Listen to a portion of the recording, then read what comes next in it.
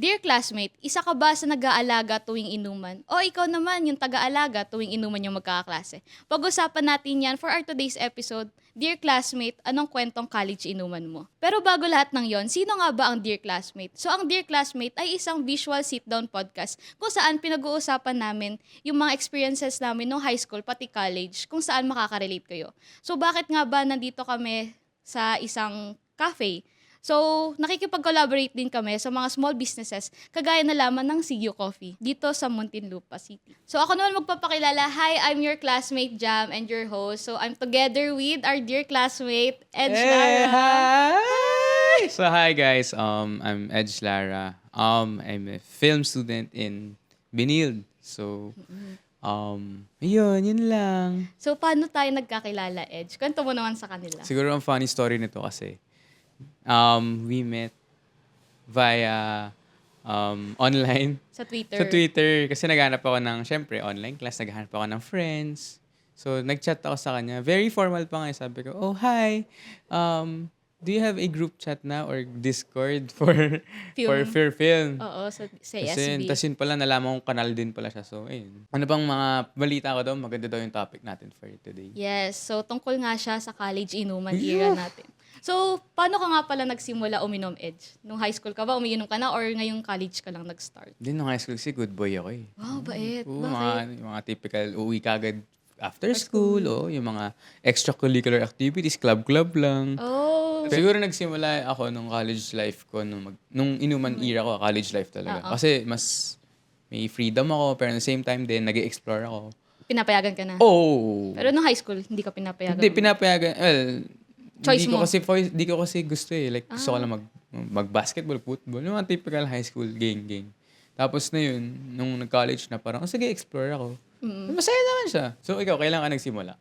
Nag-start ako nung high school pa. High Kasi, school, very young pa. At young age nagsimula na ako. Kasi medyo rebelde pa ako nung mga times na yun. So, NPA ka pala eh. uy, grabe. Balita ko, may tatanong ka daw sa akin na very... Yes. So, how's your college inuman experience? So, what usually happens in an inuman tuwing kasama mo yung mga barkada mo, yung mga kaklase mo? Tsaka, taga-alaga ka ba doon or ikaw yung inaalagaan? Feeling ko nung simula ng college inuman ko, ako yung inaalagaan. Oh, Yeah. so low-tol ka nung college? Low-tol talaga ako. Pero nung medyo recent years, medyo age, hindi naman.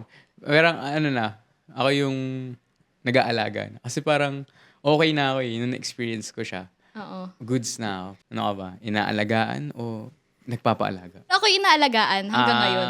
Simula nang uminom tayo, nung very first inom natin nung college. Actually, pandemic pa nun nung first time natin uminom. So, simula nung time na yon, inaalagaan na ako. So, hanggang ngayon, Totoo. medyo tanggap ko na low tolerance ako. Uy, ikaw muna acceptance. ilaw, tol.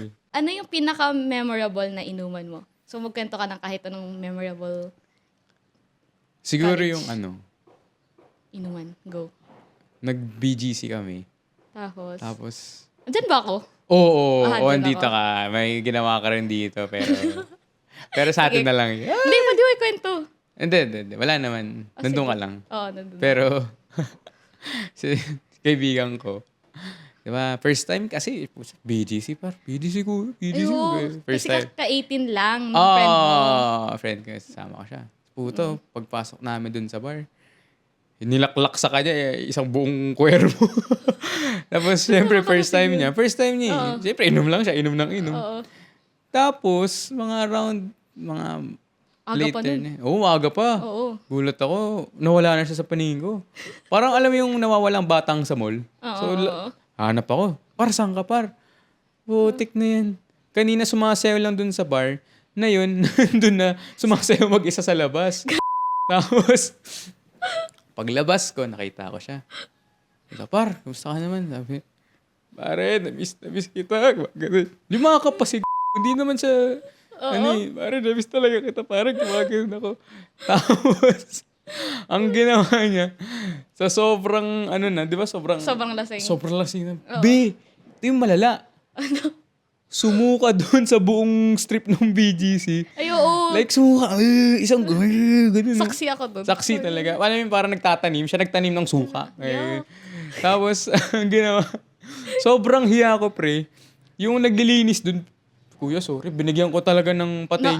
Kasi sobrang lawak. Alam mo yun, yung ako yung nahihiya para sa kanya. So, nung time na yun, biglang nawala pa yung cellphone niya. Ay, oo. Ay, nakakatawa tayo, di ba? Kasi sinisigaw niya yun sa labas. Nasaan na yung cellphone ko? Bigay ng mama ko yun. Sigaw siya, sigaw. Ako naawa ko, pero at the same time, syempre, tarantado rin ako. Tinatawanan ko siya ng konti. Pero ikaw ba, ano bang memorable inuman experience mo? Nung nag-bolt hole tayo, hindi mo birthday yun, pero, Basta nag-inuman. so basta nag-inuman tayo sa bolt hole sa poblasyon that time. So yung nangyari nun is, lasing na lasing ako guys, kasi uminom kami ng, ano nga yung iniinom natin? Bacardi Ayun, ata, Bacardi. pare. Oo, Uminom kami ng Bacardi. Tapos yung Bacardi, doon talaga ako nalalasing. Yun yung pinaka-ayokong alak. So nalasing ako that time. At buti nandyan si Edge, pati yung girlfriend niya. So inalagaan nila ako. Oh, so sweet. Tapos, nung inalagaan nila ako, nandun kasi kami sa may puno. Tama, naalala ko ito. Nakakatawa nga ito. So, nasa may puno kami.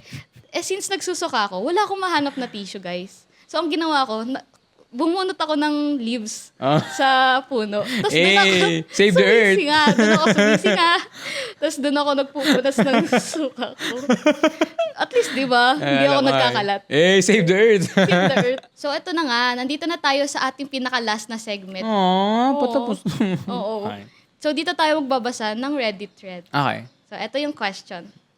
What do I expect at a bar or club for the first time as a first-time drinker? Uy. Tingnan natin yung sagot ni Your Lovely Siren. You're going to feel very awkward and out of your comfort zone. Sabi niya, don't worry. Just drink enough to let your body be hype. If popular naman yung bar na pupuntahan nyo, it's going to be crowded. Mind your valuables, body and object, kasi some people will use that as an opportunity to use you. Continue to be observant. Kahit sobrang enjoy mo na, have fun, OP. Wishing that you don't get hangovers tomorrow morning. Hihi. Cute. Siguro ako din, tama yung advice niya na parang just enjoy the moment. Like, or of course, marami kang tumatakbo sa heart mo tsaka isip mo. Pero siguro for me then, sa mga first time na iinom, always remind yourself of your boundaries. Na kahit may alak siya, the word that can save you is no.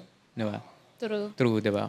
Of course, never, siyempre iba pa rin kapag may alak eh. Maraming excuses. Pero, it's also your boundary kung hanggang saan lang yung gusto mong inumin. Ako, advice ko. So, in general, about sa comment. So, I agree sa sinasabi ni sender ng na be observant sa mga tao. Kasi may mga times na hindi ka tiwa-tiwala talaga yung mga tao sa paligid mo. Lalo na yung mga strangers. So, hindi mo alam yung pakay nila. So, dapat drink lang yung mga kaya mong inumin. So, wag ka magpapakalasing, ganun. Like, drink responsibly.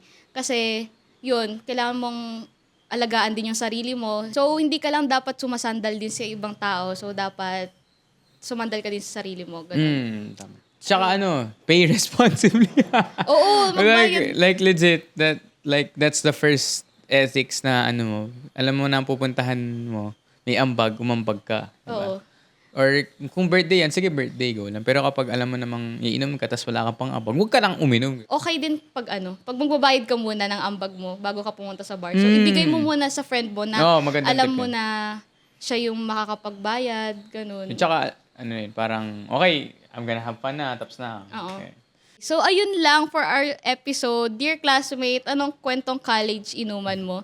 So, ayun, Edge. May mapapayo ka ba sa ating mga viewers, listeners? Ang mapapayo ko lang talaga is every drop counts. Kasi syempre, sulitin nyo, di ba? Sulitin nyo yung moment, sulitin nyo yung experience na yun. Kasi hindi na maulit yun eh. Oo. Di ba? Parang, hindi mo rin alam kung kailan kayo ulit mag-iinuman as friends. So, enjoy nyo na lang. Yun lang. Ikaw ba? Ako naman, ang masasabi ko lang, drink responsibly. As a low-tall na girl, ayun. Dapat alam mo yung limits mo. Tapos, ayun lang. So, thank you very much, Edge, kasi Thank you pumayag din. ka. Uy, thank you Par, malakas ka sa akin, par. Oh, buti pumayag ka. Oo naman, Kahit last minute. par. Ikaw pa, par. Kaya yun. So, Pero, uy, thank you muna tayo sa, sa sponsor natin for today. Yes, See You Coffee. See you, coffee. Thank you kasi Thank you so pinayagan mo much. kami mag-shoot dito here in your Sarap. cafe sa Muntinlupa. Wow. Sarap. 5 stars. 5 stars. So, ayun lang guys. Follow our social media at dearclassmate_. So, ayun lang mga Herb. classmate. Bye-bye! Tips para mawala ang inyong hangover. Una, sleep para hindi mo maramdaman yung hilo. Pangalawa, take pain relievers gaya ng ibuprofen para mawala ang inyong headache. Pangatlo, drink tea para mawala ang dehydration. Kaya lamang ng drinks dito sa CU Coffee, nakakawala siya ng hangover.